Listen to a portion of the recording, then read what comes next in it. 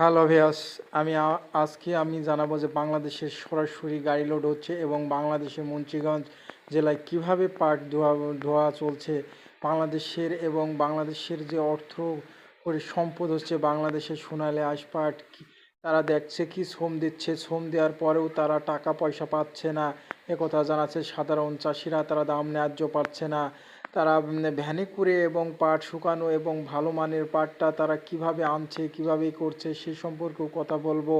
বাংলাদেশের যে সোনালী আঁশ পাটের বর্তমান যে বাজারগুলো দেখানো হবে এবং বাংলাদেশের যে পাটের চাহিদা মেটানো হয় সেখানে দেখানো হবে। সরাসরি তারা কিভাবে শ্রম দিচ্ছে সেখানে দেখানো হচ্ছে। বাংলাদেশের যে চাষি ভাইরা এত শ্রমের পরেও তারা কেন ন্যায্য পরিমাণ দাম পাচ্ছে না, কথা জানাচ্ছে সাধারণ চাষিরা। আরও জানাচ্ছে যে আমরা ন্যায্য পরিমাণ দাম পাই না, আমরা এই সারাদিন শ্রম দিয়ে থাকি, আমরা বউ থেকে ছেলে এবং সন্তান সব কিছুই আমরা শ্রম দিয়ে থাকি। এবং মুন্সিগঞ্জের যে পাটগুলো কিভাবে ধুচ্ছে দেখেন, যে এইভাবে বাংলাদেশের ন্যায্য পরিমাণ ধুয়েও তারা পয়সা ইনকাম করতে পারছে না এবং তার কিভাবে দাম দিচ্ছে দেখেন, কিভাবে পাট ধুচ্ছে এবং পাট ধোয়ার পরে কিভাবে তারা ধোয়।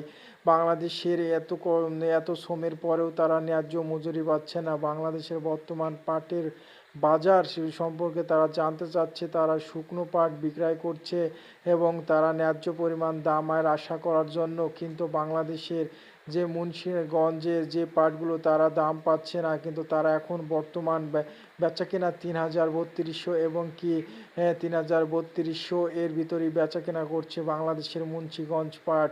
এবং বাংলাদেশের যেগুলো আছে দড়ি পাকার জন্য তারা এগুলো পাটনি রাখছে এবং বাংলাদেশের মুন্সিগঞ্জের ন্যায্য পরিমাণ দামের আশা করেছিল, কিন্তু তারা হাসছে। কিন্তু অবশ্যই তারা দাম চার ব্যবস্থা করছে এবং আমরা যেগুলো দেখতে পাচ্ছি যে নিড়ানো থেকে এবং ধোয়া পর্যন্ত তারা প্রচুর শ্রম দিয়েও তারা ন্যায্য পরিমাণ দাম পাচ্ছে না। এবং তারা কি বলছে, আমরা ন্যায্য পরিমাণ দাবি, বাংলাদেশের যে আমরা ন্যায্য পরিমাণ চাই, আমরা দাম চাই, এ কথাই জানাচ্ছে সাধারণ কৃষকরা। তারা ধোয়া এবং বাচা এগুলো শুরু করছে সাধারণ চাষিরা। এবং তারা এই যে দেখেন বাচ্চা থেকে শুরু করে এবং তারা কিভাবে পাট ডুবানো পর্যন্ত শুরু করেছে আজকের ভিডিওটা।